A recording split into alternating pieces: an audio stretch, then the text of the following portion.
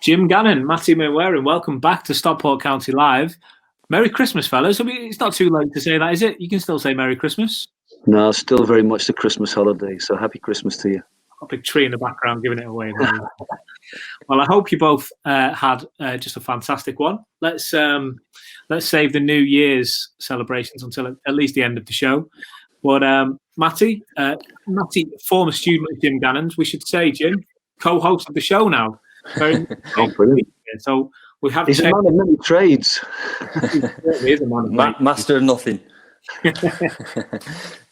First off, Jim, did you have a good Christmas?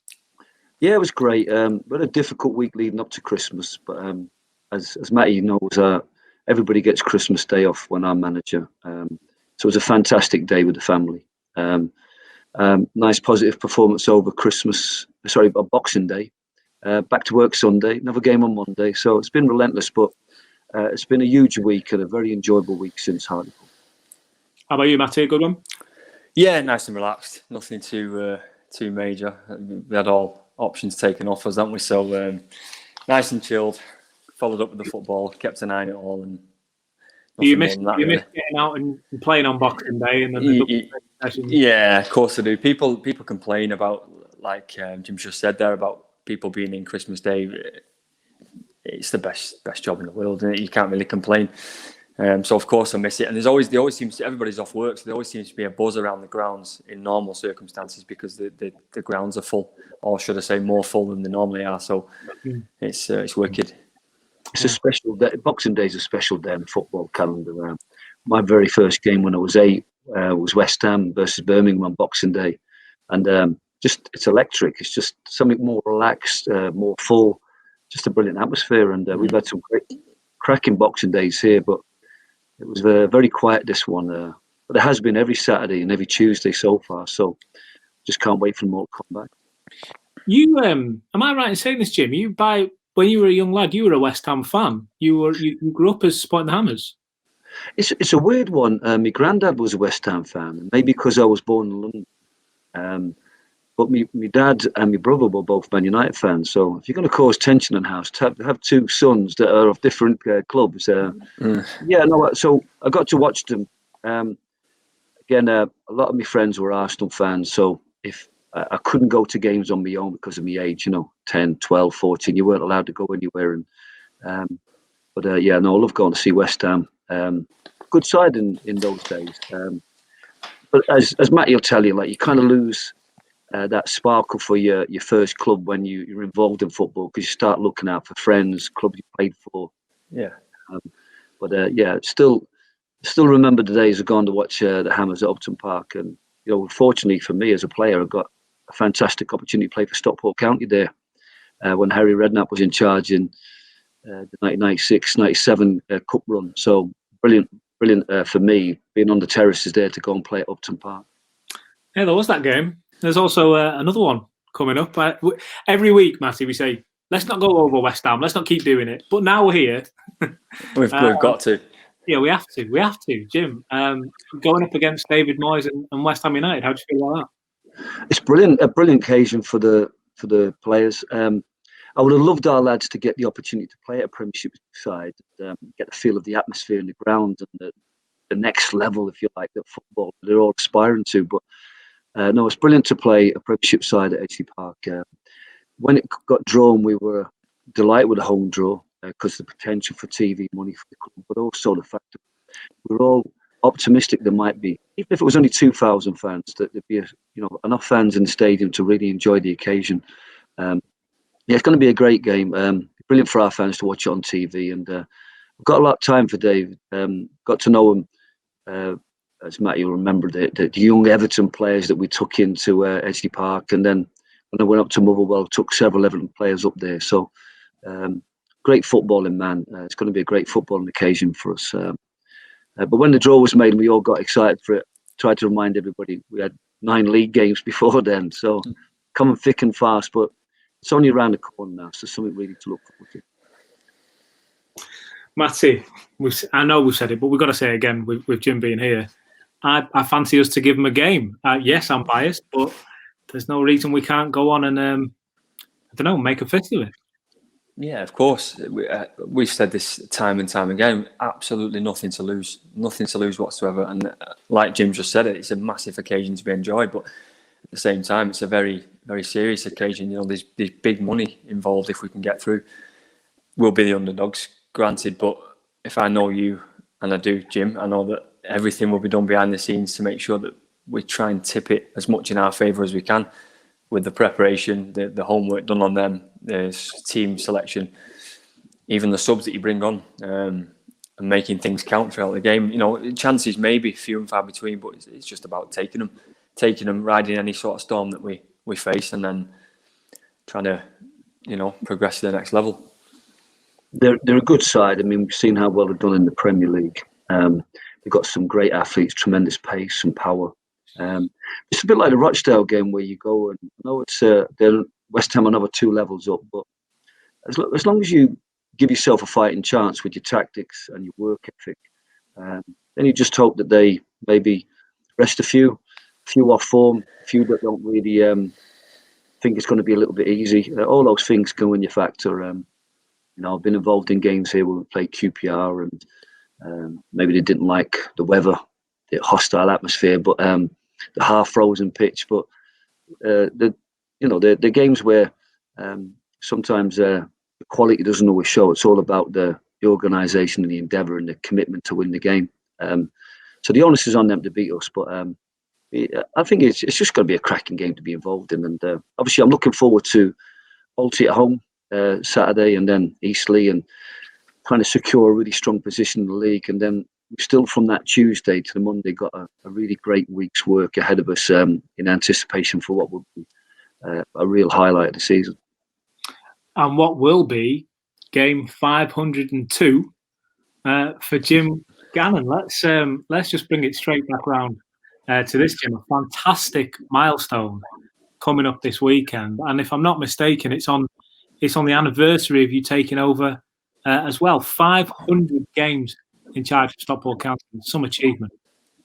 Yeah, it's only when you step back out of yourself and you realise how 500 games as a manager is incredible at any level, I guess, because it's such a tough industry to work in. But to play a similar amount of games as a player and then to top it up with another 500 as manager is just incredible, I guess. And it's come around, it's ticked away. The dates moved with all the games that were called off, all the FA Cup games that were put in. But if Sutton hadn't been cancelled, it would have been Monday's game against Wrexham. But like I said, fingers crossed, no issues between now and New Year's Day. But I was very fortunate because when the 500 ticked up, we had 5 home games in a row to make sure it was here at Edgeley Park. Like I said, for me, it's just a lament that the fans, the people that have featured so well, whether that be assistant manager Peter Ward, Alan Lord, John Fitzpatrick, all the great guys, all the ex-players, anybody that wanted to come and join the celebrations, unfortunately can't be here on Saturday. But it's a great milestone, but it's a little bit tinged with sadness that we just can't celebrate with everybody that has played their part in those 500 games. We had a chat, me and Matty, earlier on about how we were going to approach this, and we're going to quick fire some questions and put you on the spot a little bit, Jim. If we had to put you on the spot and say, what was the best game in those 500 games? What was your favourite game to look back on? Is there one that springs to mind? Well, winning at Wembley was certainly an outstanding achievement for the club and for that group of young players. But the most memorable, there was 2 other memorable games. One was my first game in charge. Just the emotions that are pumping through your veins when you walk out to be the manager of your favourite club for the first time, and to the respect, the admiration, the response from the fans was unbelievable. It's an emotion I'll never feel, I guess. And then another brilliant day was when we beat Swindon here and broke the Football League record. I couldn't have been more proud of my team, and just again I was welling up with huge amount of pride in everything that we'd achieved. They were huge moments that won't be equalled, I guess. I'd be surprised if somebody equals that. But the highlight in terms of for everybody will be Wembley, I guess, and promotion. Especially when it was a journey for 2.5 years of building a good young footballing team and believing in the right principles, and to take a club from bottom of League Two all the way to the playoffs and win at Wembley with a team average age of 21, 4 18-year-olds playing that day was just a great testament to our trust in them and their qualities. Yeah, me and Chris spoke, didn't we, Chris, a while ago about how young the squads are under yourself, Jim, and we've sort of emphasised that quite a lot. And a lot of the times we would go up against more experienced seasoned pros week in, week out and compete with them and sometimes outplay them. But with a young squad like that, there does obviously come times where times are tough. Is the, to bring a bit of a downer on it, is there a more darker period that you've gone through that sticks out in your mind in your reign? Yeah, we had a really tough period after Wembley when the club realised they were having. We kind of had this every winter. Even the year we got promoted to Wembley, we kind of were kind of rushed into a sale for Anthony Eldon in January to Leeds, and then the chairman at the time in February asked me, could I do the same again in February to pay the wages? And then I said, there's a transfer window shut, and he went, what transfer window? But we still managed to secure a handsome loan fee for Ash Williams. So we lost our club captain and a top goal scorer that season. We thought we were on good ground in League One. The extra money, the promotion money, from Wembley. But the club seemed to run out of money at Christmas. We had to sell Pilkington, Jim McNulty, remove a lot of lads. And, I didn't realise how young the squad had got for the final 6 months of the season. You would have played an awful lot of games then, but your Greg Tansey's, your James Vincent's, James Tunnicliffe, Josh Thompson, there were so many teenagers coming to that side.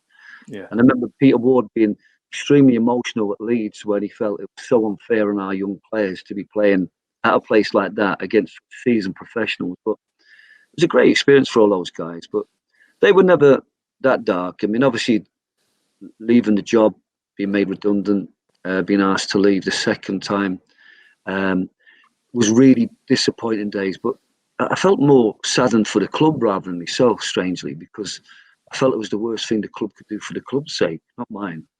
I was always going to bounce back and find some way of earning a living.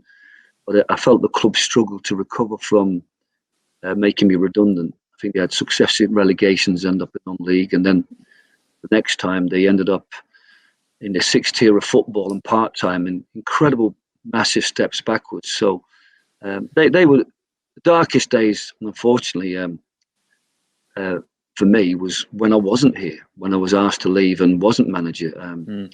But most of the time I've been here, I've enjoyed incredibly enjoyable times, whether it be seeing the growth of players, the happiness you bring to fans, the unique moments, putting a bit of pride back into a team that had struggled, whether that be bottom of League Two or languishing in National North. We've come a long way and brought the spirit back, and hopefully that continues this season, because, as I said to all those young lads at Wembley, the best is yet to come for them, and I'm hoping that despite winning the National North League, I think for some of our players the best is yet to come, and a return to the Football League is very much the ambition and the vision that we're all achieving now or striving for. Yeah, I remember that conversation, what you had with us about, explaining to us about the possibility of administration, and you had to balance the books, and me as an 18-year-old sat there probably an hour and a half before kickoff thinking, what's going on? And we've got to sell to balance the books, and you 6 months previous you just got sold Dicko for $750,000, and yet it wasn't enough. I think Tommy Roll went for a snippet of what he should have gone for. Pilks went to Huddersfield, a couple more went out loans. Gleeson, Jason Taylor moved back. And it was just like I was so engrossed in my sort of personal journey that you don't realise until afterwards what we potentially could have been with that squad sticking together. Yeah, it's incredibly disheartening, because when I came into the club and we finished bottom of the league, I asked the board at the time what their ambitions were, and they said it was a 5-year plan to get back to the Championship. And I said, well, what's that based upon? They said, well, it's taken us 5 years to fall to here. We expect to bounce back. So the rubber ball plan didn't really have anything more than just a vision.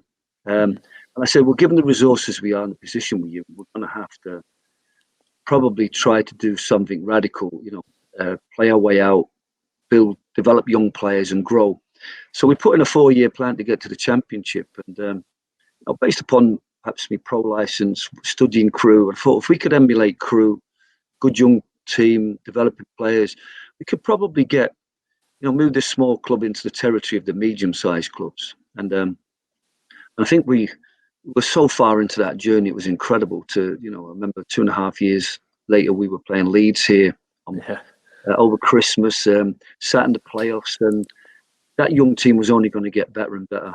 But unfortunately, due to things out of my control behind the scenes, I was gobsmacked to find out that we needed £1 million at Christmas when our wage bill wasn't even that.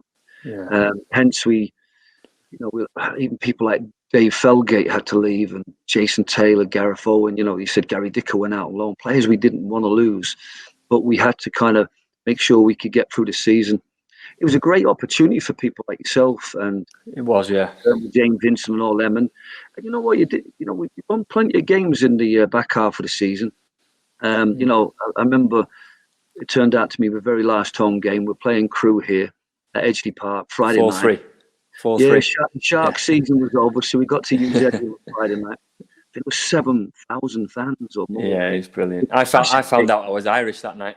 Well, it was always a dream of mine to try and get an international out there. Yeah. We got Ash Williams, and then we had Wayne Hennessy. But to get an Irish one, whether that be yourself, Stephen Gleeson, or Anthony Pumpkinson, like I said, it was great things happened for our young players during that period, and it was such a travesty, really, that we weren't able to keep them together. And it was again, no point going into it. It was, maybe it wasn't structured well enough to be able to survive that period. But when I came under the trust, it was on the basis that we would, no money comes in, no money goes out. You organically grow and you organically build. And to start that season, like I said, in League One, record season ticket sales, extra Football League money, the Dickinson money in the bank. We had players that were assets, but for some reason, we ended up having to cash them all in January. And then after I left, I think, because of the securing young lads on contracts, I think the club was able to take money for Tommy Rowe, James Tunnicliffe, Ollie Johnson, Josh Thompson went to Celtic, and we were perhaps fortunate that it brought a great era for the club, but it also brought the finances perhaps to get through administration. But the troubles didn't end then. Obviously, the next 2 seasons were really difficult, and he ended up in non-league. And perhaps a twist of fate that I wasn't in work at the time. I'd left Port Vale and I went to Crewe to watch Stockport play. And the night that we beat Crewe here and gained 62 points, enough to allow the club to consider administration, Crewe went down.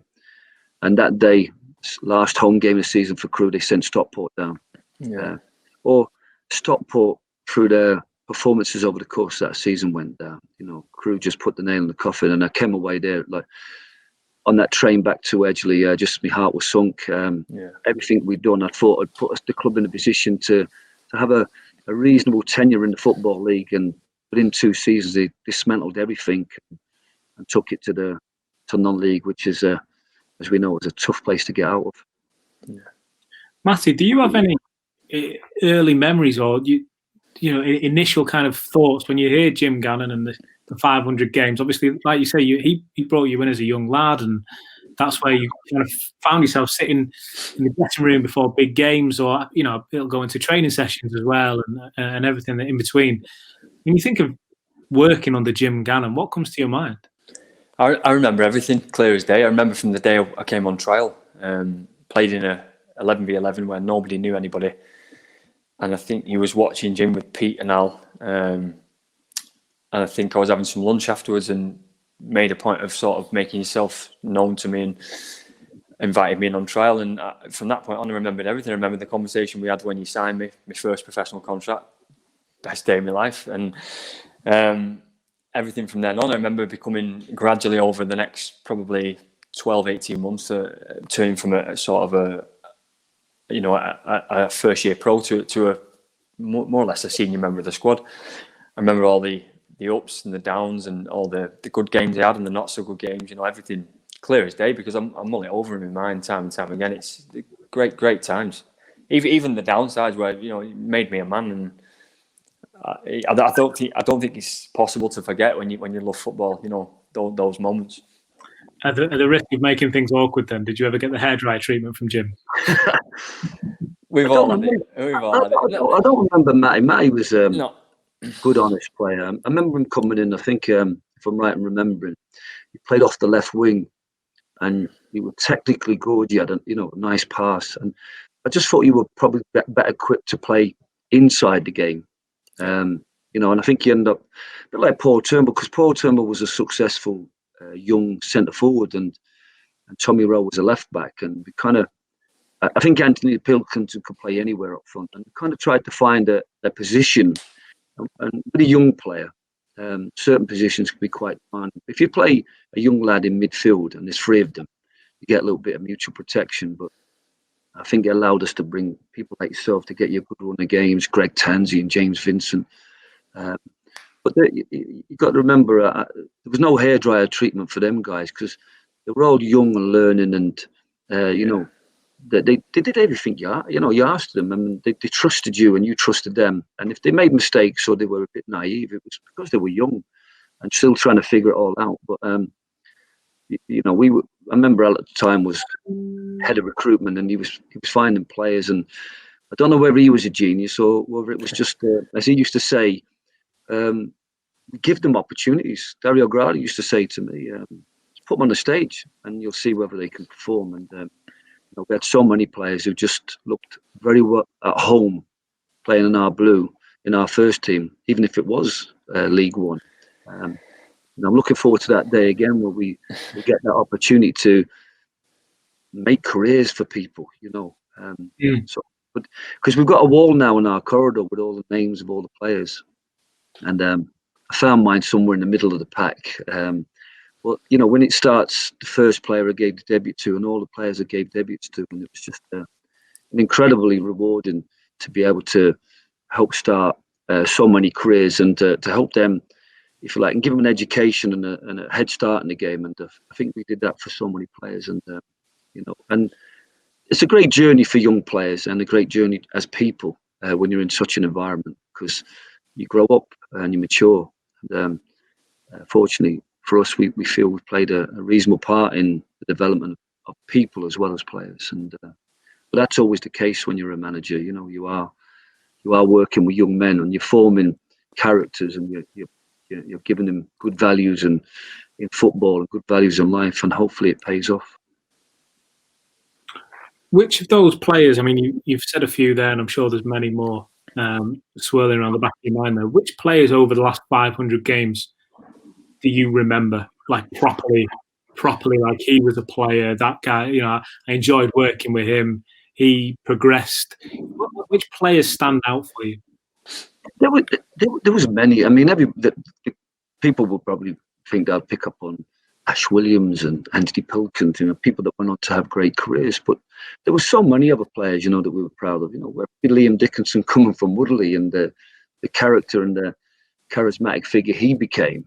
But every young player, there were so many that we remember. That played a part. We used to love Stephen Gleeson, Tommy Rowe, and Pilks, because they used to do some things in training where you could just stand there and spontaneously break into clapping, because the quality was that good. But we love people like Jabo that brought personality and a willingness to win that was incredibly infectious. So many of them.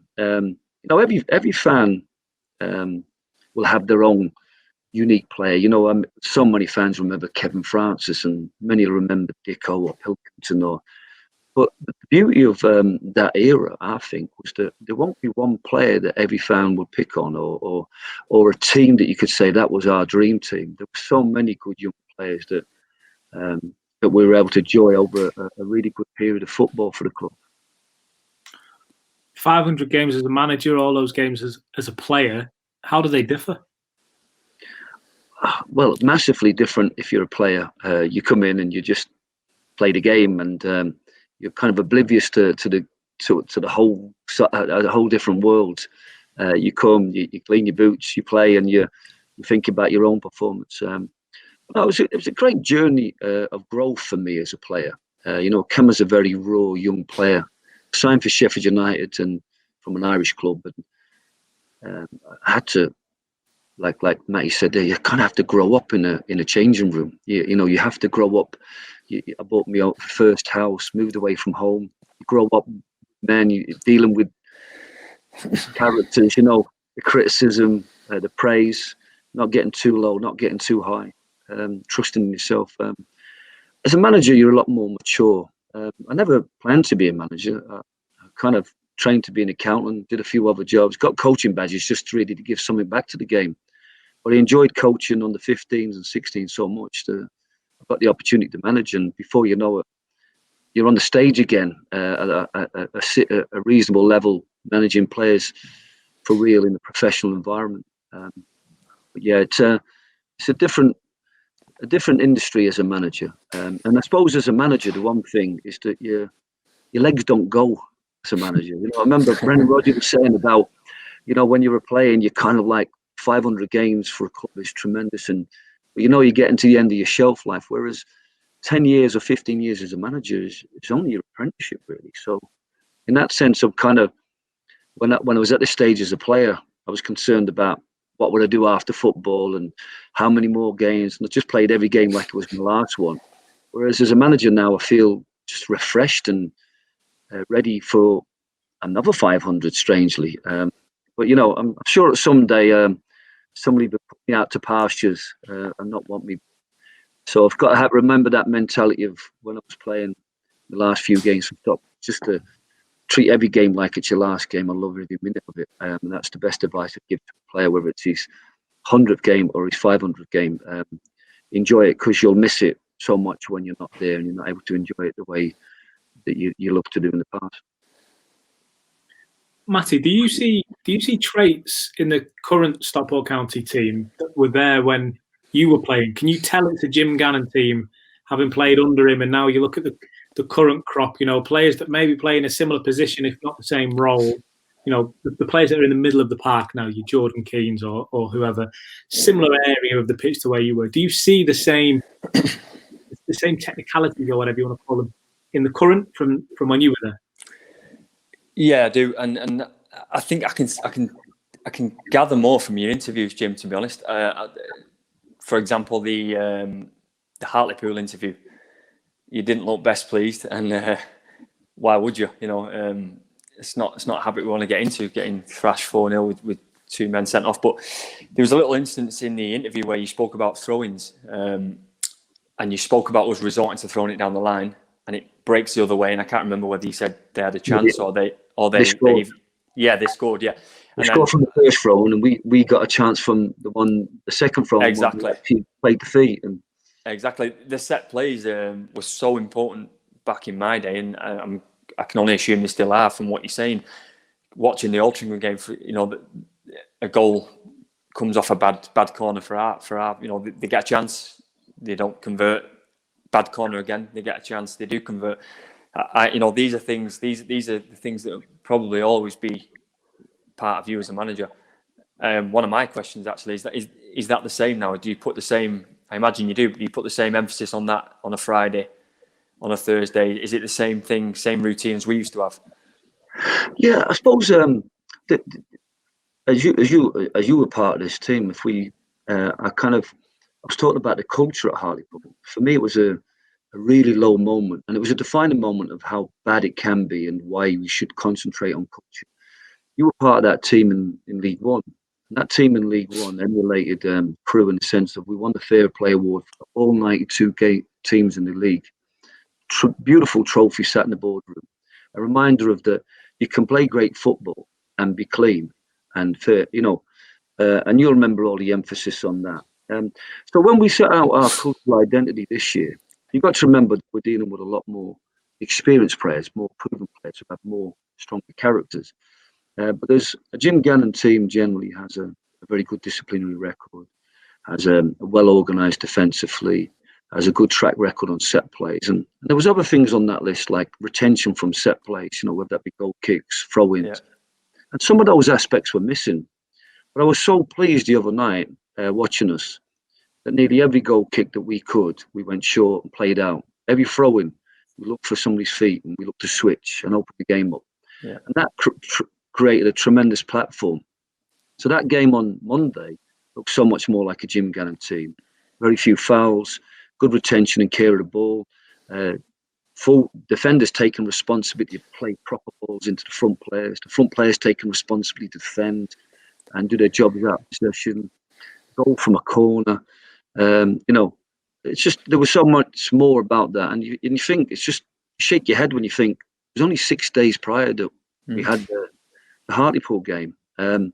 So we're still on a journey of discovering how do we become a Jim Gannon team, and how do I get other people to buy into the Jim Gannon philosophies and the way that I want to play, embrace their skill set. When you start off with a younger team, or you're putting a team together like Matty came into a kind of a structure that was already, straightforward. It was already built. It was more of an evolution. So I think this season we've had moments of revolution. But you could see, I think we scored from a corner on Monday. We scored from a corner on Saturday. But, Wembley, we scored from a corner. We score from a well-worked throw-in to beat Yeovil. We score from a well-worked throw-in at Wembley to get a second goal against Rochdale. So I was asked, has football changed in the time that I've been a manager? It hasn't. People still love the physical prowess, the tactical, the technical, the skills. In terms of managing people and getting people to buy into a culture of a club, to buy into a project, it takes time. For them to be, and there's certain players in our group that are very much identify with my way of playing. They've been here long enough, and you grow into it, and hopefully it becomes a way of life for these players to understand the impact of thinking about your discipline, the emotion which you play the game, what you're doing on a throw-in, how you take care of the ball. These are all skills that you want to give players that they can take and use in all walks of life, or any next club they go to, and you hope that you leave them with a lasting impression of that's the right way to play the game, and that's a better way of being a player.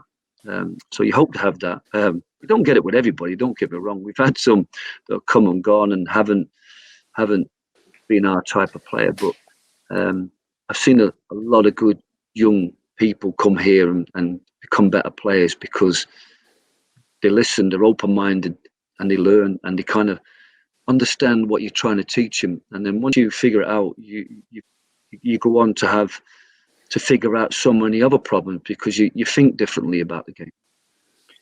How does the Jim Gannon team differ from a team Jim Gannon played in at Stockport County? If you think back to those 96, 97 teams, that team in particular, one of, if not the most successful team Stockport County certainly have ever seen, promotion, the cup run, etc. In comparison to the Wembley team or the team that won the National North, how do those teams differ in terms of playing style, ethos, tactical nous, everything that makes a team up, regardless of level? I think every team has. I make a simple analogy of the things called a hodgepodge and something, the 3 circles, and I think that any team is going to be a combination of the manager's philosophies in his culture, players that he has, and also the level.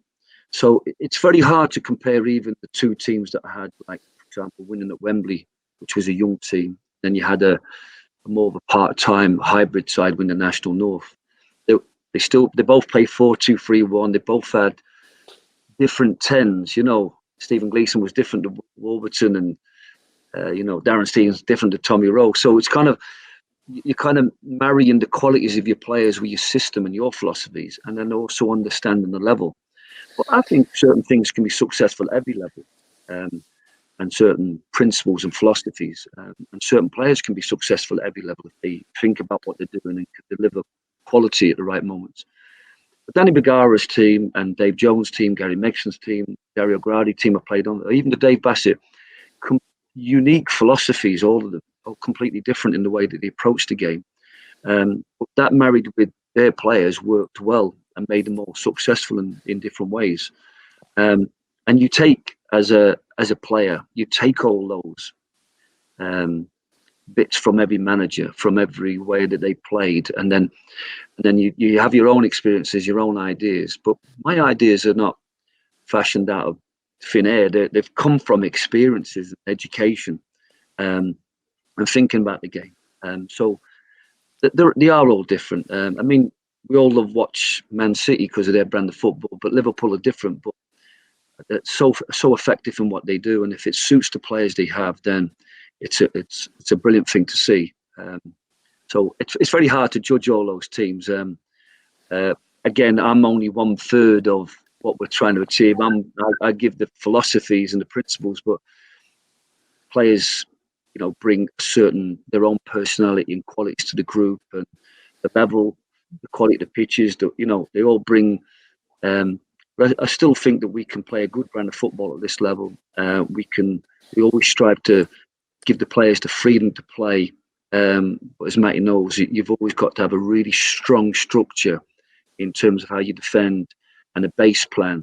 And all your set plays have got to be really good if you want to be successful and make sure you're competitive at every level.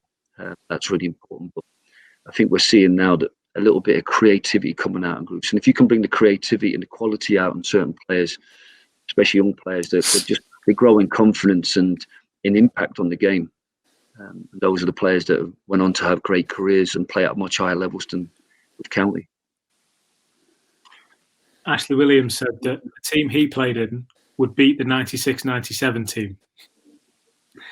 He actually said they'd do it quite easily. Would you agree with that sentiment? Well, would I be playing for one and managing the other? I'm not sure. You know what? It's I'd love to understand his thinking. Ash, and see, I knew the 96-97 team so much more. And you got to remember they were extremely successful at first division level. I think in one season they beat 4 Premiership sides. 1-0 down at Southampton to go and beat Southampton, beating Middlesbrough, going to West Ham and getting a result on a dark Wednesday night and bring them back to Edgeley. So in terms of what that team achieved in that season, I think I'll be surprised if there's any team in the club's history would equal that success. So you've got to give respect to all those players, from Paul Jones all the way up to Alan Armstrong, who went for 1.6 million. But the way we had that team of 2006, 7, 8 season playing was some of the best football I've ever experienced, whether as player or manager. And so for me, that was really pleasing. And I'd love to see that game. If there was any way that they could see those two teams play, it'd be a fantastic game. But unfortunately, we won't ever know. But they're two unique and tremendous teams, and so proud to be part of both of them. One as a player, one as a manager. I'm looking forward to building maybe a team that we can be equally proud of. Maybe one that we can talk about are better than the team that won the National North, or one that can compete with the team that we had in League One. So, but it's a long journey so far. Matt, I'm wary of running on for too long, so I'll turn to you now and just begin to wrap things up. If you could, I might put you on the spot here. Maybe a bit embarrassing, but we'll go with it. If you could give Jim a message, or just kind of relay what he's done for you as a person, because Jim has spoken about, players learn the game and they get better in the game and everything else. But you both spoke about becoming a man, learning. You've made that transition working with Jim. So what has he taken from that experience of working with Jim within those 500 games? So with my spell at County, I think probably 90% of my 7-year career has been with County, and most of it under yourself, Jim. So I think as a football purist, since I worked under yourself for the first time, I can't watch a football game on TV without clocking the things we've done over the years, the throwing, the set plays, the organisation. the ways in which teams lock up games when they're 1-0 up, the ways they ride the storm, all these things. Because there's instances when I broke into the first team in the first division, there's instances where we would go to, say, Tranmere Rovers away from home and be completely under the cosh for 20 minutes, 25 minutes in the first half.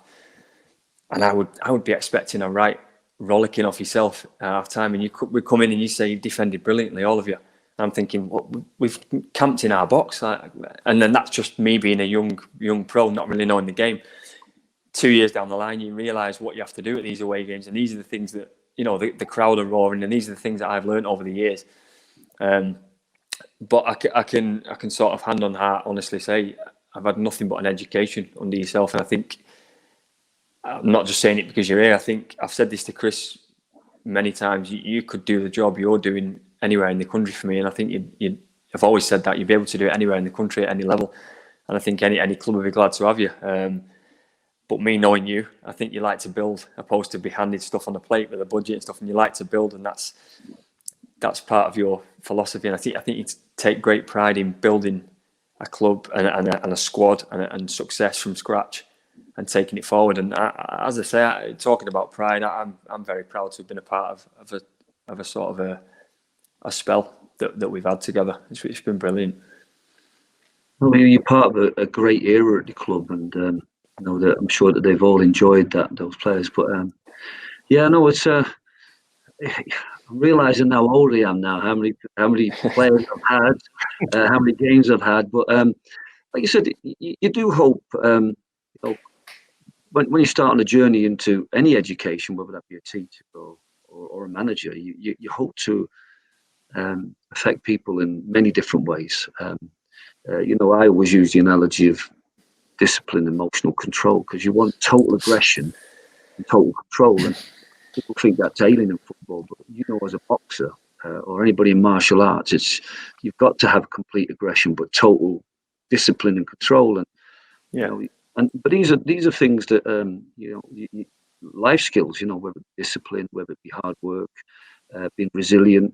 You just hope you give people tools to be successful on the pitch, and so many of them are valuable tools for being successful in life. And so hopefully we've helped in that regard. But it's been a really rewarding life for me as a manager to help so many players in so many different ways, and to bring success and memories, feelings, emotions to so many fans, because it's a special place in that, because lots of people do great work in a quiet place behind closed doors, or where people can't see their good work. And I'm fortunate people can see the fruits of my work and enjoy it. So I'm a very lucky man in that regard.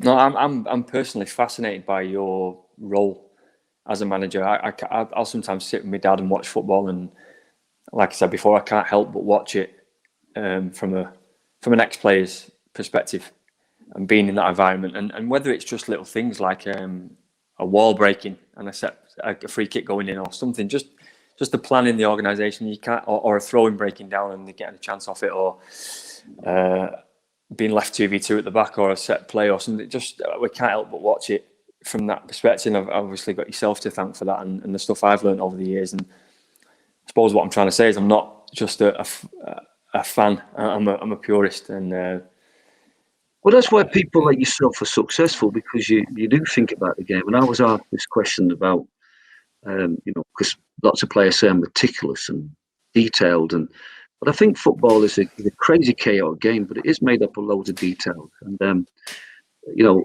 it's like when anything that's been built, whether it be the pyramids, Taj Mahal, or it's all made up of thousands of little bits. And if you can get your workers to see the little bits and the effect that they have on the success of the project, then they're well educated, and then they start looking after the details, and then they start looking for the details, and they start thinking about what they can do more effectively.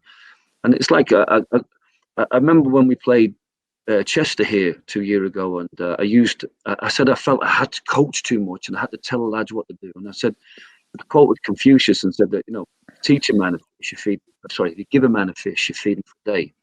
If you teach him how to fish, you feed him for life. And I remember the Chester guys were slagging me off on social media. 4 months later, we went to their place and we beat 6-0.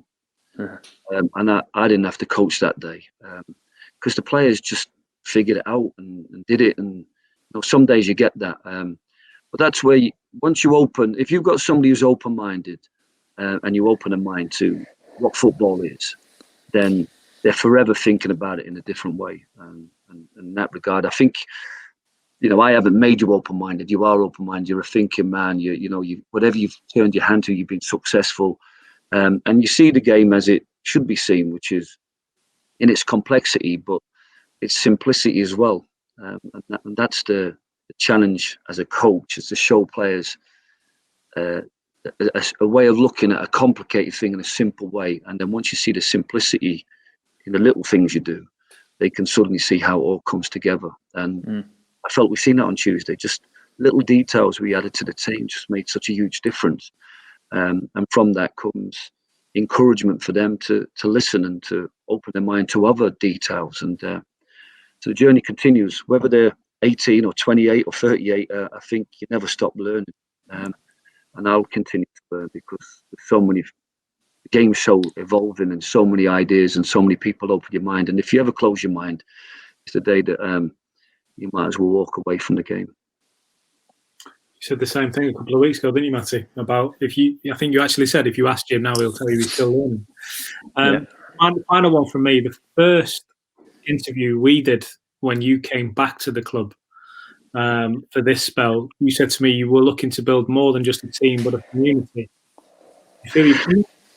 Yeah, you know what? It was another question I got asked, I think, for the programme and about the involvement. And but there were some great people at this club, and I've always been heavily involved in the youth side.